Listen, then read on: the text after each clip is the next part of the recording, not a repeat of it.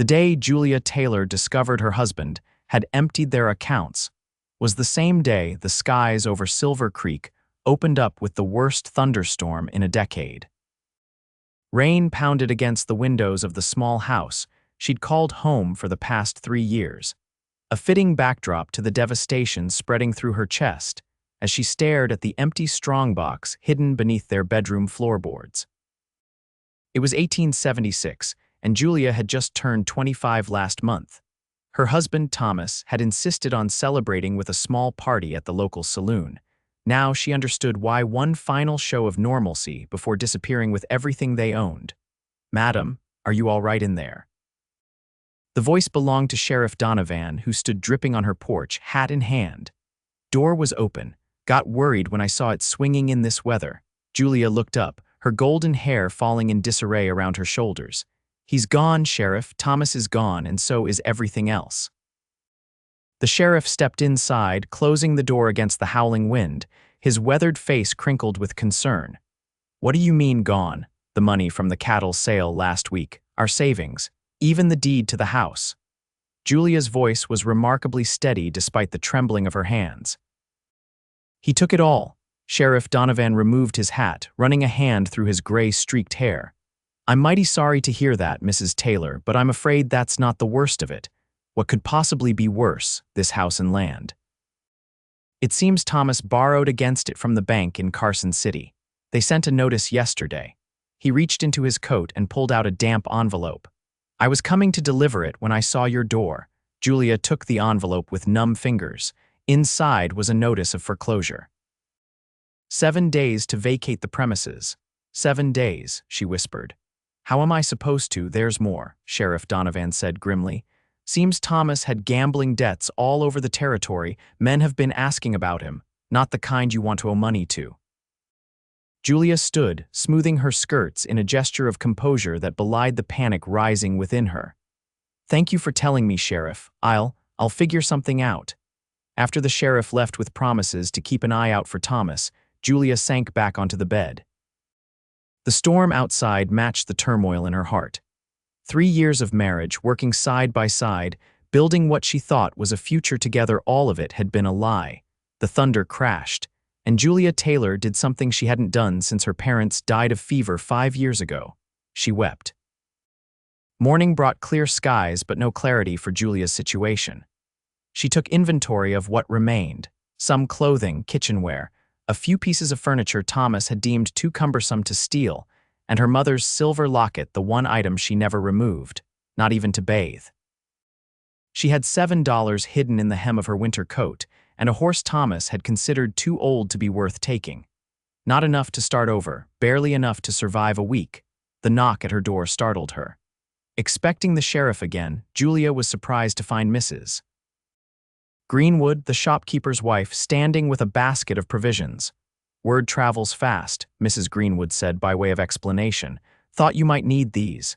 The kindness nearly undid Julia again. "I can't accept nonsense. You helped my Samuel when he had that terrible fever last winter. Consider it repayment." Mrs. Greenwood stepped inside, setting the basket on the table. "What will you do now?" Julia shook her head.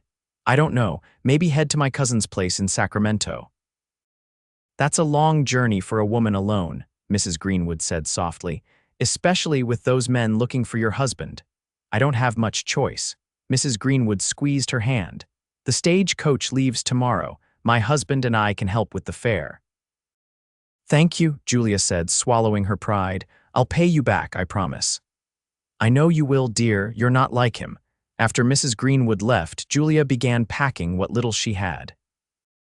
Each item she touched brought memories: the blue dress she'd worn when Thomas proposed, the quilt they'd slept under their first winter together, the china plates they'd received as wedding gifts. She was carefully wrapping the plates when another knock came at the door. This time, it wasn't a friendly face that greeted her. 2 men stood on her porch, their expressions grim beneath the brims of dusty hats. One was tall and lean, with a scar running along his jaw.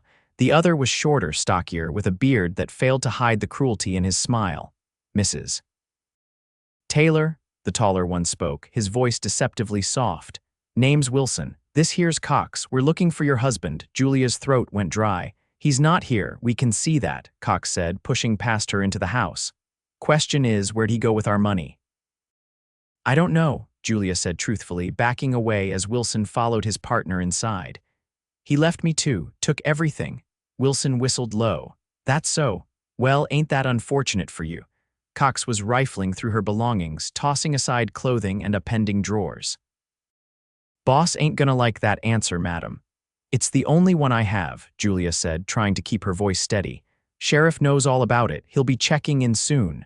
Wilson smiled, revealing a gold tooth. "Sheriff's tied up with a disturbance at the saloon. Happy coincidence, that." Julia felt the wall against her back. She'd run out of room to retreat. "Your husband owes Mr. Blackstone $2,000, Wilson continued. "Someone's going to pay it." "I have $7, Julia said. "And a horse that's nearly 17 years old, that's everything," Cox laughed. "Maybe we should take you instead. Pretty thing like you might be worth something to someone." Julia's hand found the kitchen knife on the table behind her. "I think you should leave now." Wilson noticed the movement and his eyes narrowed. "Put that down before you hurt yourself, Mrs. Taylor." "I'll hurt you first," she promised, gripping the knife tightly. The standoff might have ended badly if not for the sound of approaching hoofbeats. Wilson glanced out the window and cursed. "Ryder coming," he muttered to Cox. "We'll finish this later." To Julia, he tipped his hat with mock politeness. "Don't go getting any ideas about running, Mrs. Taylor. We'll find you." They slipped out the back door just as the rider dismounted in front of the house. Julia stood frozen, knife still in hand, heart hammering against her ribs. "Hello." "Anyone home?" A deep voice called from outside. Julia moved cautiously to the door, knife still ready. The man standing by his horse was a stranger, tall and broad-shouldered, with dark hair beneath a well-worn hat. Unlike Wilson and Cox, there was nothing menacing in his stance. "Can I help you?" Julia asked, remaining in the doorway. The stranger turned, and Julia found herself looking into the most startling blue eyes she'd ever seen. They crinkled slightly at the corners as he took in her defensive posture. "Name's Xavier Ryder, madam," he said, touching the brim of his hat. "Looking for water for my horse. Creek's running high from the storm." Julia hesitated, then lowered the knife slightly. "There's a pump around back." He nodded his thanks, then frowned as he looked more closely at her face. "Everything all right, madam? You seem troubled." "I'm fine," Julia said automatically, then wondered why she was lying to a stranger when her world was collapsing around her. Xavier Ryder studied her for a moment longer, then nodded as if coming to a decision. "Mind if I water my horse then? Been riding since dawn. Go ahead." Julia stepped back inside, closing the door most of the way but watching through the crack as the cowboy led his impressive black stallion around the house. She used the moment to collect herself, setting down the knife and wiping her damp palms on her skirts. When Xavier returned, she had composed her face into what she hoped was a neutral expression. "Much obliged," he said, stopping at her respectful distance from the porch. "That's a fine property you have here." "Not for long," Julia found herself saying. Xavier raised an eyebrow but didn't press. Instead, he glanced at the sky. "Storm's coming back, might be passing through these parts a while. Is there somewhere in town to get a hot meal?" "Mrs. Henderson runs a boarding house that serves dinner," Julia replied. "Just past the church on Main Street." He nodded, then hesitated. "I noticed 2 men leaving your property through the back way when I arrived. Friends of yours?" Julia's careful composure cracked. No, something in her tone must have alerted him because his expression sharpened. "They causing trouble?" "It's nothing I can't handle," Julia said, though even to her own ears the words sounded hollow. Xavier studied her for a long moment. "My ma always said there were 2 kinds of lies, ones that protect others and ones that harm yourself. That sounded like the second kind to me." Julia almost smiled despite herself. "Your mother sounds like a wise woman." "She was," he agreed simply. "Now, I don't mean to pry into your business, but if those men were threatening you—" "They were looking for my husband," Julia admitted. He left, took everything we had. Now these men think I know where he is or that I have what he stole from them." Xavier's expression darkened. "And the law, sheriff's aware, but—" She gestured helplessly. "I see." He glanced toward town, then back at her. "You have somewhere safe to go. I'm leaving tomorrow." Stagecoach to Sacramento, he nodded slowly. Those men they planning to come back, Julia remembered Wilson's parting words and shivered. Yes, Xavier Ryder looked thoughtful for a moment, then adjusted his hat. Well, Mrs. Taylor, Julia Taylor, Mrs. Taylor. Seems to me you could use someone to watch your back until that stage comes. I've got nowhere pressing to be. Julia stared at him in disbelief. You're offering to, what, guard me? You don't even know me. I know those types of men, Xavier said grimly. And I know what they're capable of doing to a woman alone. Why would you help me? Julia asked suspiciously. Let's just say I've seen what happens when no one steps in. His eyes held shadows that spoke of old wounds. I can sleep in the barn, keep an eye on the approach to your property. No strings attached. Julia wanted to refuse. The last man she'd trusted had destroyed her life, and yet the memory of Wilson's threat made her skin crawl. One night alone in this house suddenly seemed terrifying. I have very little to offer in payment, she said finally. Xavier Ryder shook his head. Not asking for payment, madam, just offering help to someone who needs it. Against her better judgment, Julia found herself nodding. One night, until the stage comes tomorrow. One night, he agreed. I'll tend to my horse and set up in the barn. You won't even know I'm there unless trouble comes calling. As he turned to leave, Julia called after him. Mr. Ryder, he paused, looking back. Thank you. He tipped his hat once more and led his horse toward the small barn that stood near the house. Julia watched him go, wondering if she'd just made another terrible mistake or found an unexpected ally in her darkest hour. Either way, she had little left to lose. The afternoon passed quietly as Julia continued packing. Occasionally, she glanced toward the barn, catching glimpses of Xavier tending to his horse or patrolling the perimeter of the property. Despite her initial misgivings, his presence was reassuring. As dusk approached, the clouds returned, bringing with them a light drizzle. Julia lit the lamps and prepared a simple meal from Mrs. Greenwood's provisions: beans, cornbread, and the last of the coffee. After a moment's hesitation, she made enough for two. She was about to call Xavier in from the rain when a knock came at the door. Her heart jumped to her throat until she heard his voice. Mrs. Taylor, just checking that everything's all right. Julia opened the door to find him standing there, rain glistening on his hat and shoulders. I was actually about to call you in. I've made dinner, not much, but it's hot. Surprise flickered across his face before he smiled. That's mighty kind of you. Least I can do, Julia said, stepping aside to let him enter. Please come in out of the rain. Xavier removed his hat and coat, hanging them carefully by the door. Without them, he seemed less imposing, somehow just a man with kind eyes and rain-dampened hair. Any sign of those men? Julia asked as she served the simple meal. Xavier shook his head, taking the seat she indicated at the small table. No, but that doesn't mean they won't be back.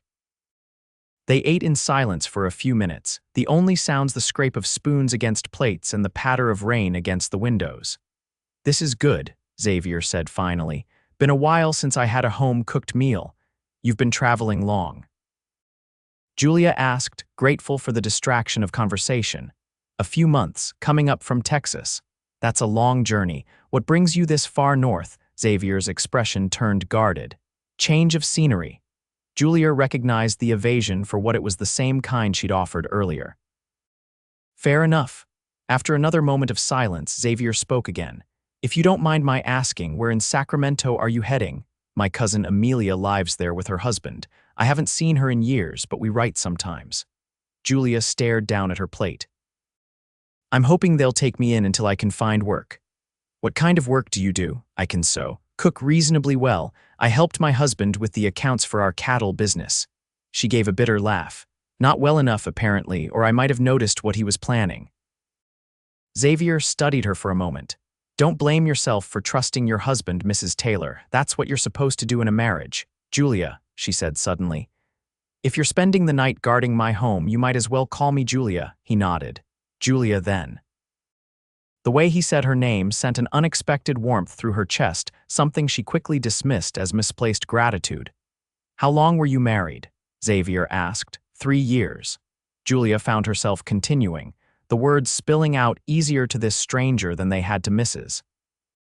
Greenwood or the sheriff. We met when I was working at my uncle's store in Carson City. Thomas was charming, talked about building a life together. After my parents died, I was alone. His dreams seemed like the answer to my prayers. Xavier listened without interrupting, as she told the story of her marriage, how Thomas had convinced her to use her inheritance to buy this small ranch, how they'd built it into a modest but profitable cattle operation, how she'd believed they were happy. Yesterday I went to town for supplies, she concluded. When I came back, the cattle were gone, most of our belongings too. Thomas left a note saying he needed a fresh start, that I'd held him back. The humiliation of those words still burned. Then the sheriff came with news of his debts and the bank notice.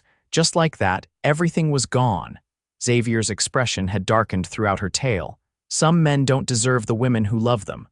I'm not sure I even knew him, Julia admitted. The man who wrote that note wasn't the man I thought I married.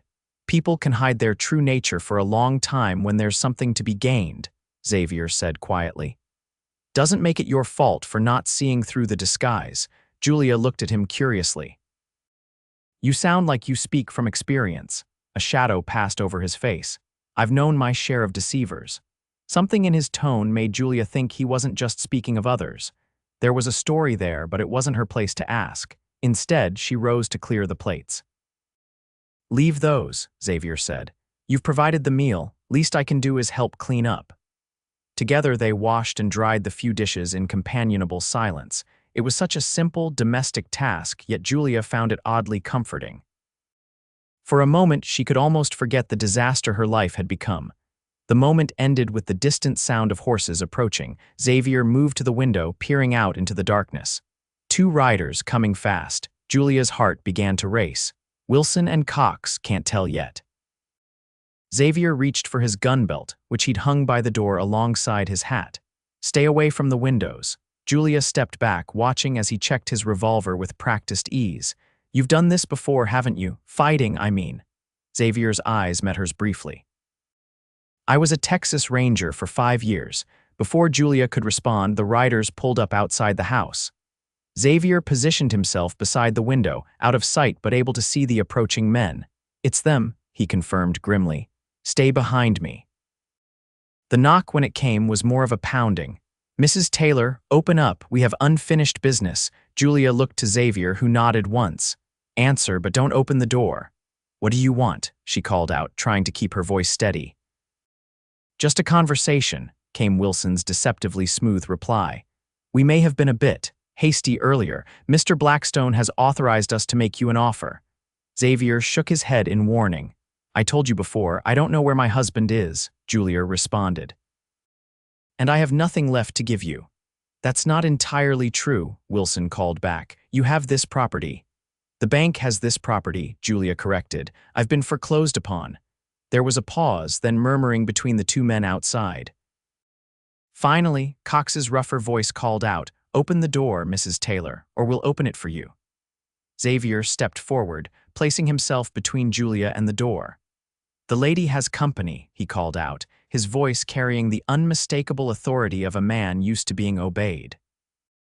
I suggest you take your business elsewhere. Silence fell outside, followed by more murmuring. Then Wilson's voice again, less confident now. Who might you be, friend? Someone who doesn't take kindly to men threatening women, Xavier replied evenly. Mrs. Taylor has told you she doesn't have what you're looking for. I'm inclined to believe her. This ain't your concern, mister, Cox growled. I'm making it my concern. Xavier's hand rested on his revolver. Now you have 2 choices. Ride away and tell your boss that Thomas Taylor's debts died with his departure, or try coming through that door and see which one of us is faster. The tension stretched taut as a wire. Julia held her breath, wondering if these men were desperate or foolish enough to test a former Texas Ranger. Finally, Wilson's voice drifted through the door. We'll be back with Mr. Blackstone. He'll want to handle this personally. I'll be here, Xavier promised. Hoofbeats signaled the men's departure, but Xavier maintained his vigilant position by the window until they had disappeared into the darkness. They'll be back, he said, turning to Julia. But not tonight. Blackstone's the type who likes to make an entrance. He'll come during daylight with more men. Julia's legs suddenly felt weak and she sank into a chair. They would have hurt me if you hadn't been here. Probably, Xavier agreed, his bluntness oddly reassuring. But I was here, and now they know you're not alone. Until tomorrow, Julia reminded him. The stage leaves at noon. Xavier looked troubled. These men won't give up easily, Julia. They'll follow you to Sacramento if they think there's a chance of recovering their money.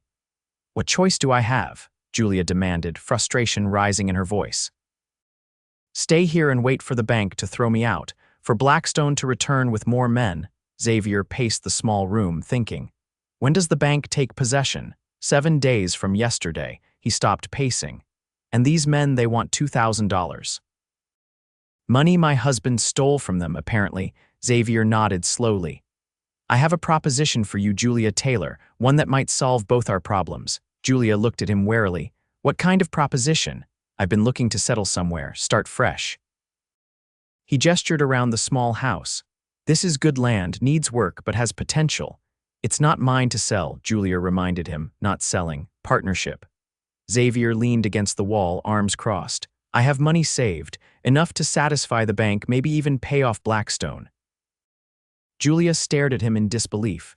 You're offering to buy my husband's debts. Why would you do that for a stranger? Not for a stranger, for a share in this ranch. His blue eyes held her steadily. You know cattle, I know ranching. Together we might make something of this place.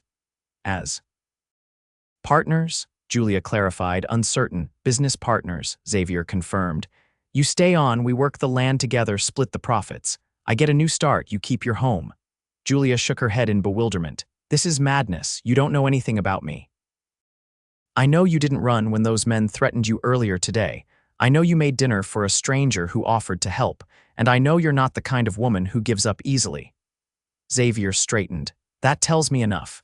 And what do I know about you? Julia challenged. That you're a former Texas Ranger who's running from something in his past. If Xavier was surprised by her perception, he didn't show it. Fair question. I was a Ranger for 5 years until a situation went wrong. A man died who shouldn't have. I left the Rangers rather than face questions I couldn't answer truthfully. The honesty in his admission was startling. Are you wanted by the law? No, the official report cleared me. His expression clouded, but I know what happened and I couldn't stay. Julia studied him, looking for signs of deception like those she'd missed in Thomas.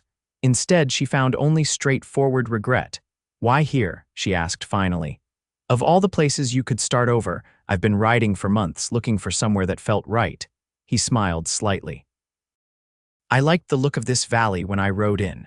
Reminded me of a place I knew as a boy. Julia rose and moved to the window, looking out at the land that had become her home. Despite everything Thomas had done, she loved this place. The thought of leaving had torn at her heart all day. If I agree, she said slowly, we would be equals. True partners? Absolutely, Xavier confirmed. Your knowledge and labor worth the same as my investment, everything split down the middle. And if I want to leave later, we'd work out fair compensation for your share. Julia turned back to face him. I'd need your agreement in writing, legally binding. Xavier nodded. First thing tomorrow, we'll see a lawyer in town, draw it all up proper. You trust me enough to enter into a business partnership after just meeting me today. Trust works both ways, he pointed out. You'd be trusting me with your future too. Julia knew she should take more time to consider such a life-changing decision. The sensible thing would be to sleep on it, or better yet, stick to her original plan and leave for Sacramento. And yet. You'll have enough with me, Xavier said quietly, as if reading her thoughts. Maybe not wealth, not at first, but enough to build something real, something that can't be stolen by a man in the night. His words resonated with something deep inside her, a longing not just for security, but for honesty, for partnership, things her marriage had promised but never delivered. All right, Mr. Ryder, Julia said, extending her hand. You have yourself a partner. Xavier's hand closed around hers, warm and calloused. Xavier, he corrected, if we're to be partners. Xavier, Julia repeated, surprised by how natural it felt to say his name. As they stood there, hands clasped in the lamplight, Julia felt something she hadn't expected to feel again so soon. Hope. The morning brought clearer skies and practical matters. After a quick breakfast, Xavier rode into town to speak with the bank manager, while Julia continued packing no longer for departure, but to take inventory of what remained. She was in the barn assessing the tools Thomas had left behind when Xavier returned, his expression satisfied. "Bank's willing to cancel the foreclosure if we pay what's owed by the end of the week," he reported, dismounting. "It's a fair amount but doable." "And Blackstone's men?" Julia asked. Xavier's expression turned grimmer. "I made inquiries. Garrett Blackstone owns the largest cattle operation in the territory, not a man to cross lightly." "You're reconsidering our agreement," Julia stated, trying to hide her disappointment. "Not at all," Xavier said quickly. "Just mapping the terrain. I sent word requesting a meeting with him this afternoon. Figure it's better to face him directly than wait for him to come to us." Julia stared at him. "You want to meet with the man who sent thugs to threaten me? Men like Blackstone understand strength and directness," Xavier explained. "If we approach him with a fair offer to settle Thomas's debt, he might be reasonable. And if he's not," Xavier's hand rested briefly on his revolver, "then we'll know where we stand." They spent the morning at the lawyer's office in town, drawing up their partnership agreement. Mr. Fleming, the elderly lawyer, seemed skeptical of their arrangement but drafted the documents as requested. "This is most unusual," he commented as Julia signed her name. "A business partnership between an unmarried man and woman." "These are unusual circumstances," Julia replied calmly, passing the pen to Xavier. As they left the lawyer's office, the stagecoach rumbled into town, the one Julia had planned to board. She watched it come to a stop outside the hotel, passengers disembarking wearily from their journey. "Having second thoughts?" Xavier asked, following her gaze. Julia shook her head. "No, just thinking about paths not taken." Their meeting with Blackstone was set for 2 o'clock at the Silver Dollar Saloon. As they approached the establishment, Julia felt increasingly nervous. This was her first time entering a saloon. Respectable women didn't frequent such places in Silver Creek. "Maybe I should wait outside," she suggested. Xavier shook his head. "We're partners. We face this together." He offered his arm. "Besides, your presence will remind Blackstone that his men threatened a lady. Might shame him into being reasonable." The Silver Dollar fell silent as they entered, every male head turning to stare at the unusual sight of Julia Taylor in their midst. Xavier guided her confidently through the room to a back table where a large man sat smoking a cigar. Garrett Blackstone was in his 50s, with a substantial girth that spoke of prosperity and a face weathered by years under the western sun. He looked up as they approached, eyes narrowing at the sight of Julia. "Mrs. Taylor," he greeted, not bothering to stand. "And you must be the gunman my boys mentioned." "Xavier Ryder," Xavier introduced himself, pulling out a chair for Julia before seating himself. "Thank you for agreeing to meet." Blackstone puffed on his cigar, studying them both. Curiosity, mainly. Wanted to see the woman Thomas Taylor abandoned and the man foolish enough to step between her and my money. Julia bristled at his tone but held her tongue. Xavier had suggested she let him handle the initial negotiations. "About that money," Xavier said evenly. "We understand Thomas Taylor borrowed $2,000 from you." "Borrowed implies he intended to repay it," Blackstone corrected. "He stole it through false pretenses, claimed he was expanding his herd, showed me documentation." He focused on Julia. "Documentation with your signature on it, Mrs. Taylor." Julia felt the blood drain from her face. "My signature." Blackstone reached into his jacket and produced several folded papers, which he pushed across the table. Julia examined them with growing horror. There was indeed her signature, or an excellent forgery on loan documents pledging cattle they didn't own as collateral. "I never signed these," she said quietly. "Forgery," Xavier stated, examining the papers closely. "Good work, but if you look here and here," he pointed to specific signatures, "the pressure points are different from this one, which I'm guessing is a genuine example of Mrs. Taylor's signature." Blackstone's expression didn't change. "Doesn't matter. Thomas Taylor got my money using these papers. Someone's going to repay it." "We agree," Xavier said, surprising both Blackstone and Julia. "Mrs. Taylor and I have formed a business partnership." We're prepared to assume the debt and repay it in full, with interest, provided certain conditions are met. Blackstone raised an eyebrow. What conditions? First, you call off your men, no more threats or intimidation. Xavier's voice hardened. Second, you acknowledge in writing that this settles the matter completely. Third, you give us time to rebuild, 6 months of regular payments starting next month. And what guarantee do I have that you won't disappear like her husband? Blackstone demanded. The ranch itself as collateral, Xavier replied. Legal documents drawn up by Mr. Fleming giving you first claim on the property if we default. Blackstone studied him thoughtfully, then turned to Julia. Why should I trust either of you? Julia met his gaze steadily. Because unlike my husband, Mr. Blackstone, I believe that debts should be honored, even ones I didn't personally incur.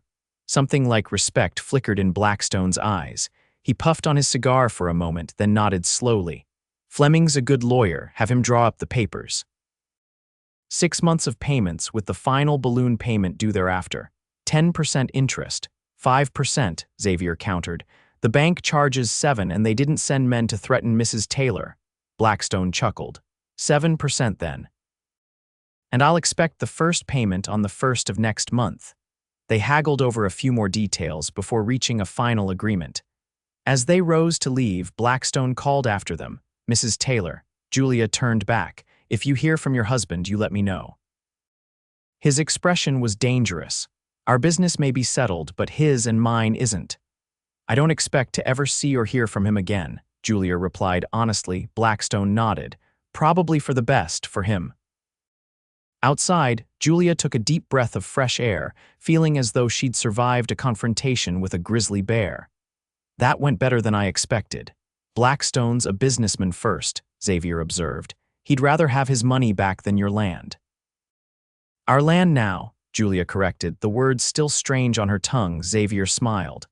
Our land. Speaking of which, we should head back and start taking stock of what needs to be done. If we're going to make that first payment, we need to get to work. The following days passed in a whirlwind of activity. Xavier used part of his savings to purchase a small herd of cattle, just 20 head to start, but enough to begin rebuilding. Julia cataloged everything they had and made lists of what they needed. They worked from dawn until dusk, repairing fences, clearing irrigation channels, and preparing for the coming summer. At night, they would collapse into chairs on opposite sides of the fireplace, discussing plans for the next day. Xavier slept in the barn despite Julia's offer of the small guest room. Better this way, he'd said simply, for both our reputations, and he was right. Already the town was buzzing with gossip about their unusual arrangement. Mrs. Greenwood reported that opinions were divided. Some thought Julia scandalously improper. Others admired her practical solution to her predicament. You can't please everyone, Xavier commented when Julia mentioned the gossip one evening. Best to focus on pleasing yourself. Is that what you're doing? Julia asked.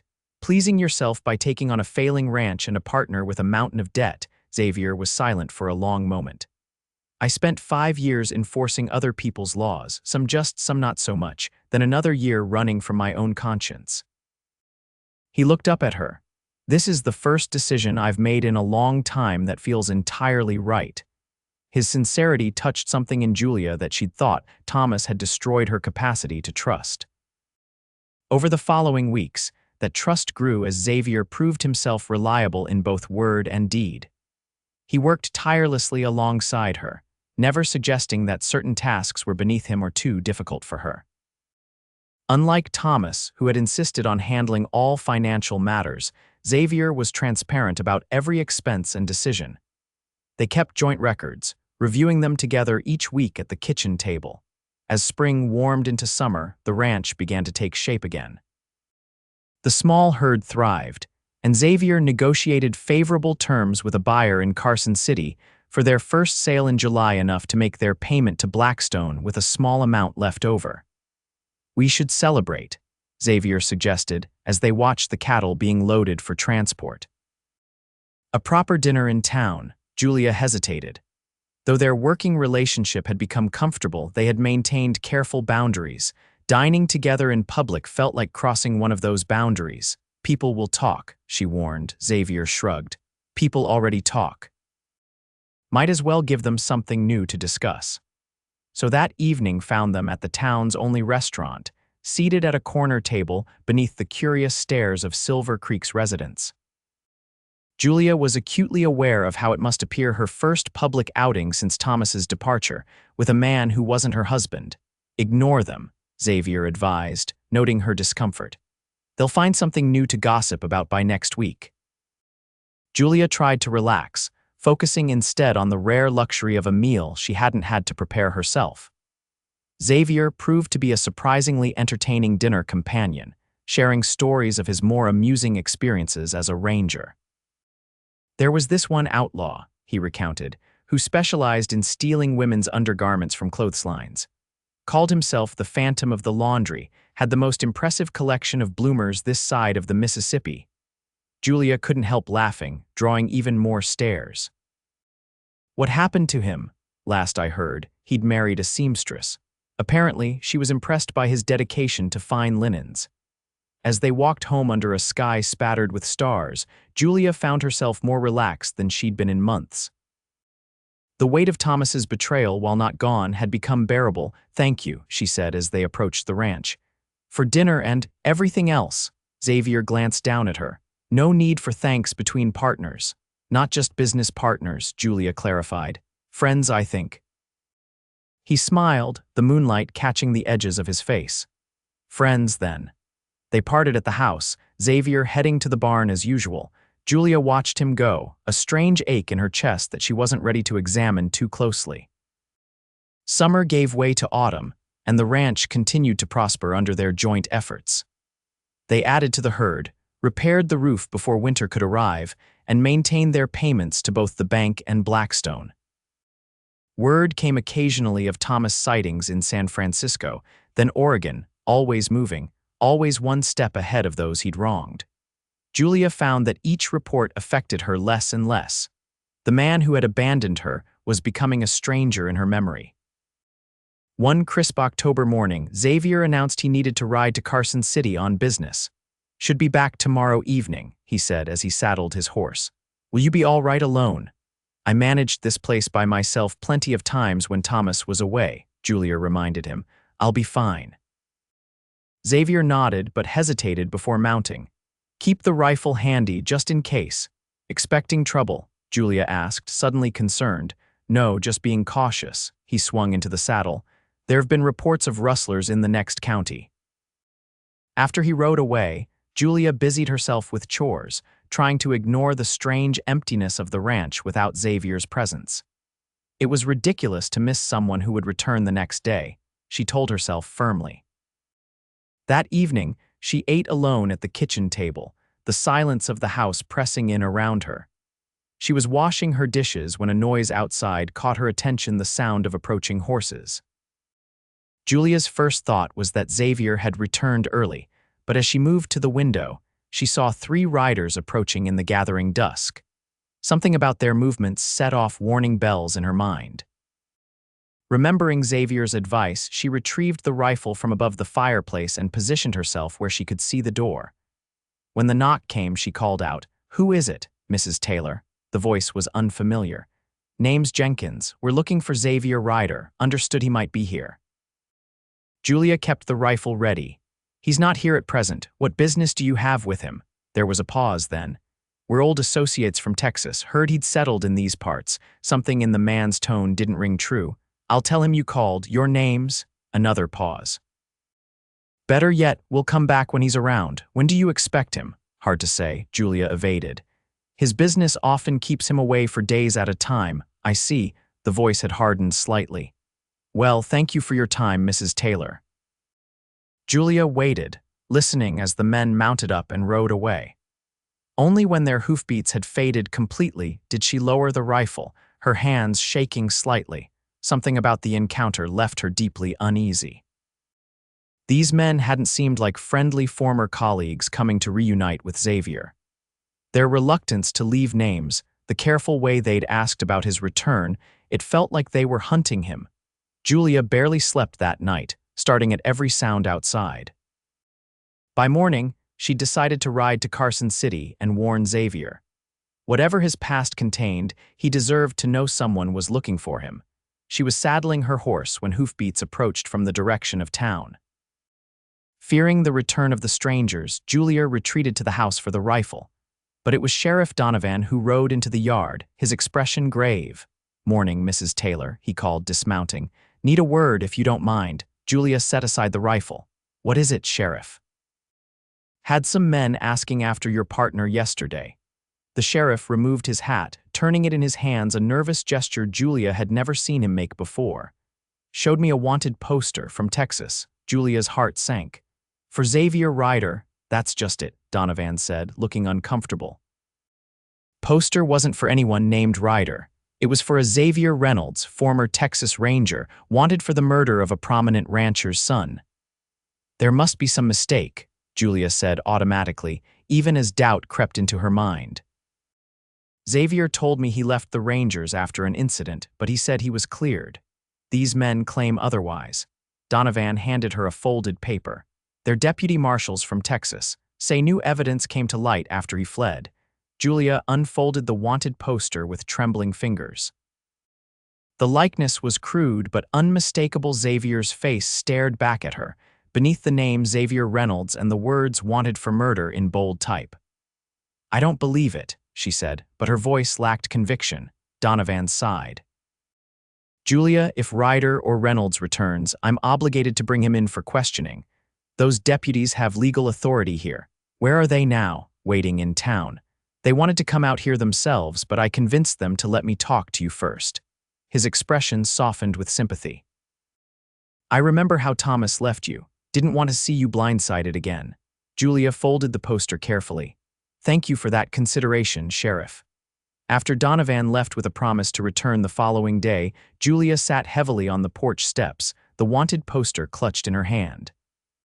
The possibility that Xavier had lied to her, had created a false identity, and manipulated her trust was devastating. And yet, something didn't feel right.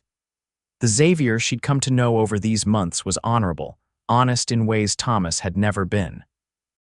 Could she have been so thoroughly deceived twice?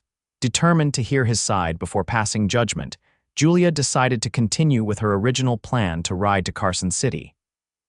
But as she reached for her saddle again, a rider appeared in the distance. Xavier, returning a day early.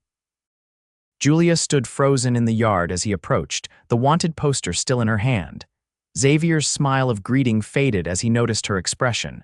"What's wrong?" he asked, dismounting quickly. "Did something happen?" Julia held out the poster wordlessly. Xavier took it, his face draining of color as he examined it. "Where did you get this?" he asked quietly. "Sheriff Donovan brought it this morning. There are deputies from Texas in town looking for you." Julia searched his face. "Is it true? Are you Xavier Reynolds?" He closed his eyes briefly. "Yes. And the murder charge?" Xavier or Reynolds looked at her directly.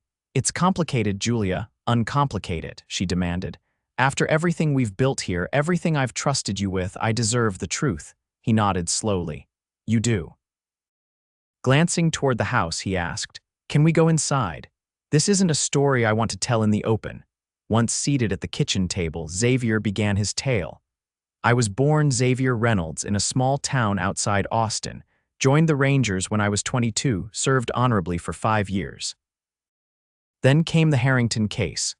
Julia listened silently as he described how Douglas Harrington, son of the wealthiest rancher in the county, had been found dead after a confrontation with Xavier. He'd been terrorizing a young woman, the daughter of one of his father's workers. "When I tried to intervene, he drew on me. I shot in self-defense."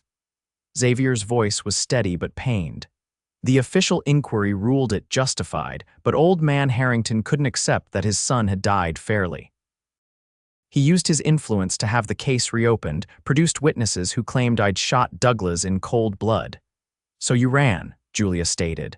"I knew a rigged trial when I saw one coming. Changed my name, headed north." His eyes met hers. "I never meant to deceive you, Julia. When we met, I'd been Reynolds for so long I barely remembered him. Ryder was who I'd become. Why not tell me once we became partners? At first, I didn't trust you enough. Later." He looked away. "Later, I was afraid of losing what we'd built. afraid of seeing that look you're giving me now." Julia wasn't sure what her expression revealed, but inside she was a turmoil of emotions: anger at being deceived, relief that the deception wasn't what she'd feared, and beneath it all, a deeper feeling she wasn't ready to name. "The sheriff says they'll be coming for you tomorrow," she said finally. Xavier nodded. "I expected something like this eventually. Old man Harrington isn't the type to let go." "What will you do?" "Could run again," he said thoughtfully. "Start over somewhere new." The prospect sent a chill through Julia. "And our partnership, the ranch, you've learned enough to manage it alone," Xavier observed, "or take on a new partner." "That's not what I asked." Xavier studied her for a long moment. "What are you asking, Julia?" "I'm asking if you're going to abandon me like Thomas did," she said bluntly. Pain flashed across his face. "I would never," he stopped, reconsidering. "If I stay, I'll be arrested. There will be a trial, maybe worse." "If you're innocent, fight it," Julia urged. "Prove it in court." "Against Harrington's influence and money. It would be my word against his paid witnesses." "You'd have me as a character witness," Julia pointed out. "And perhaps Sheriff Donovan. People here have come to respect you these past months." Xavier looked surprised. "You'd stand by me?" "Even after learning I've been living under a false name. I'm angry about the deception," Julia admitted. "But I believe your story about what happened with Harrington's son. It fits the man I've come to know." She reached across the table, covering his hand with hers. "The question is whether you trust me enough to stay and fight." The touch of her hand seemed to steady him. "It would be dangerous, Julia. Harrington might come after you too, just for supporting me." "I'm stronger than I look," she reminded him. "Thomas taught me that, at least." A ghost of a smile touched Xavier's lips. "That you are." He turned his hand beneath hers, their fingers intertwining. "All right, I'll stay and face whatever comes." "We'll face it," Julia corrected. "Partners, remember." The look Xavier gave her then was so full of warmth, and something deeper, that Julia felt her heart skip a beat. For the first time, she allowed herself to acknowledge what had been growing between them these past months, something far beyond business partnership or friendship. The moment was interrupted by the sound of approaching riders, many more than the 3 deputies Julia had expected. Xavier was on his feet instantly, moving to the window. "At least 10 men," he reported grimly. "And that's not the sheriff with them." Julia joined him at the window.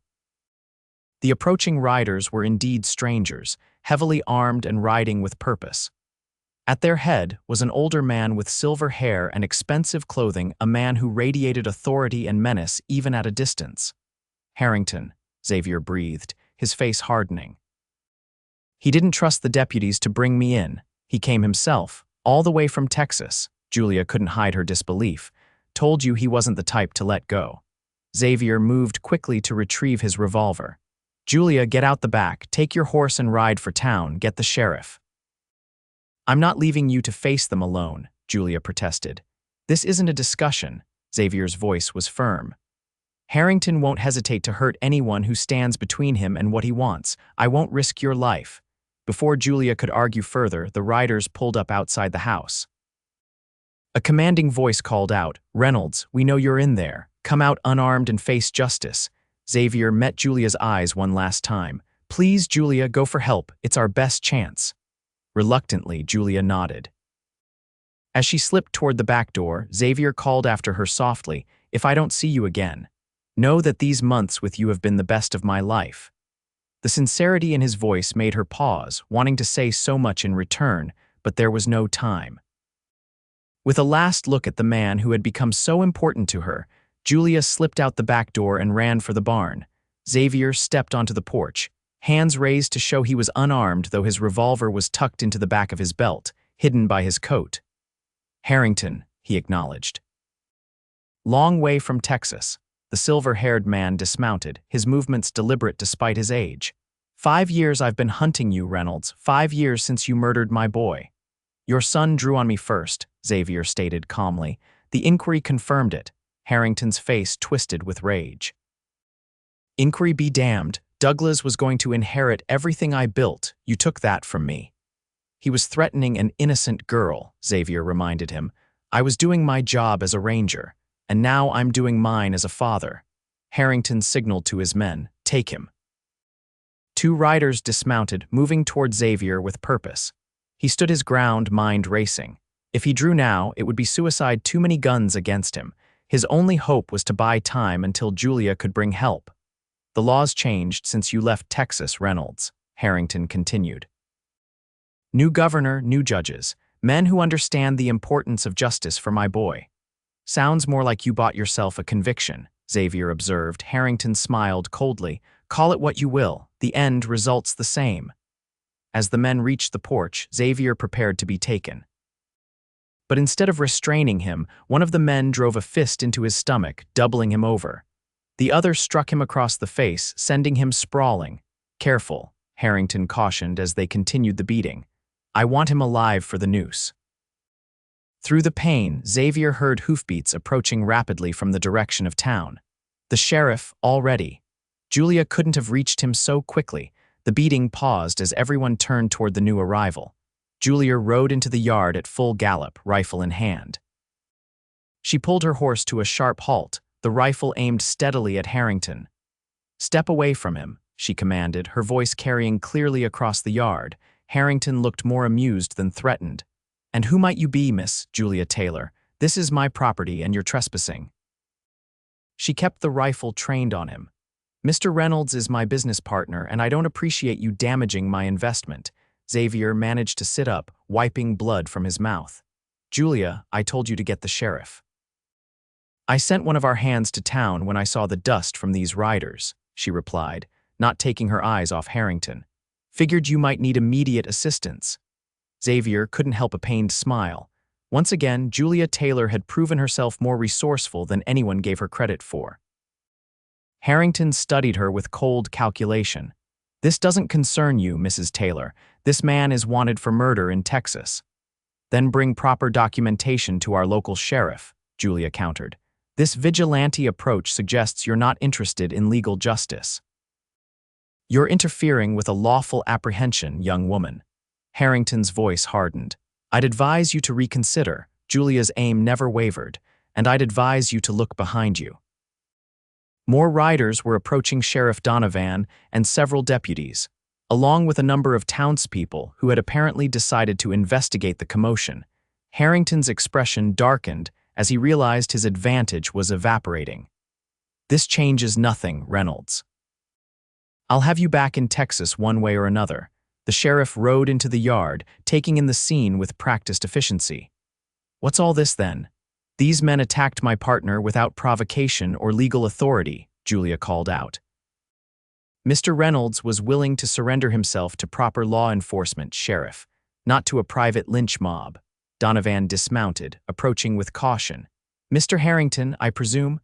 I was informed your deputies would be handling this matter officially. I grew tired of waiting, Harrington replied coldly. Reynolds has evaded justice for 5 years.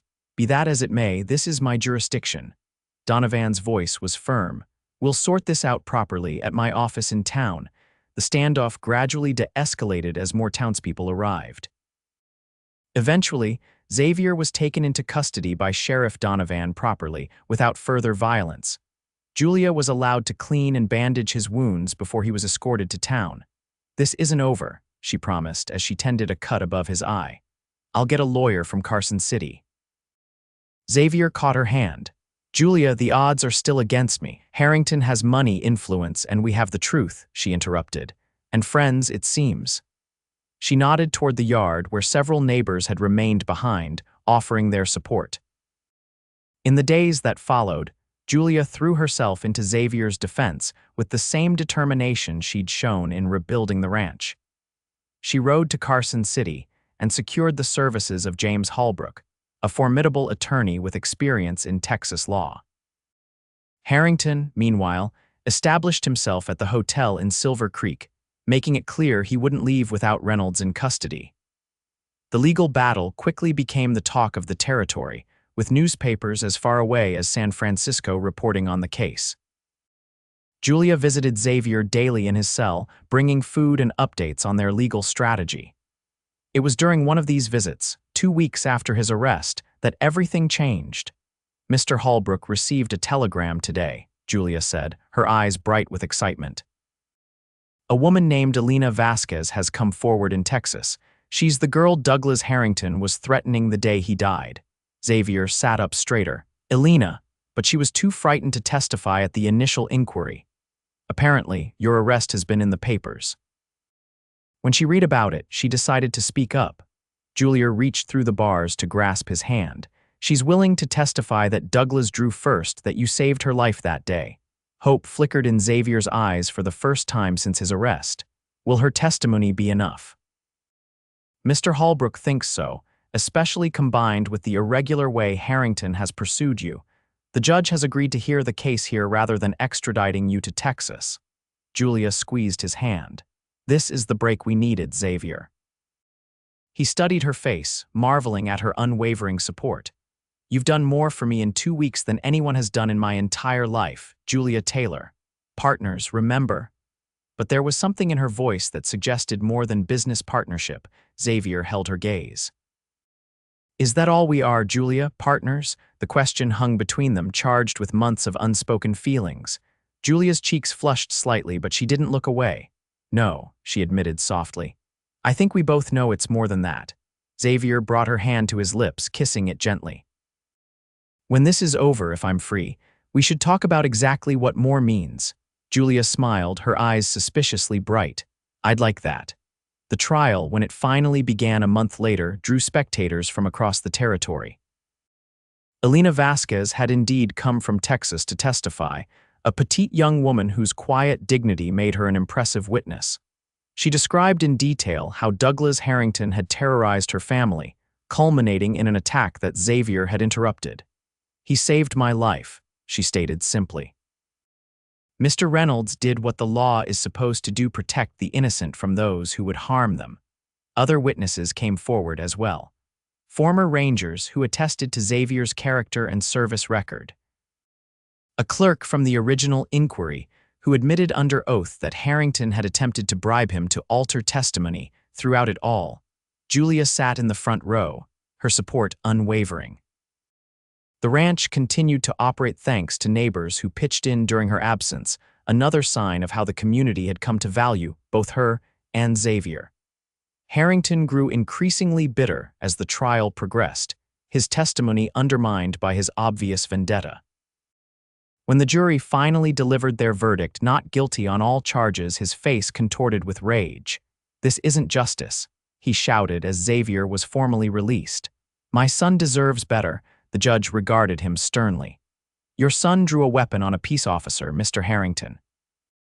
The tragedy is that you've spent 5 years pursuing vengeance rather than accepting that painful truth. As Xavier walked free from the courthouse, Julia was waiting at the bottom of the steps. Without hesitation, he strode to her and gathered her in his arms, lifting her off her feet in an embrace that said everything words couldn't. When he finally set her down, both were breathless and grinning like fools. The crowd around them cheered, but Xavier only had eyes for Julia.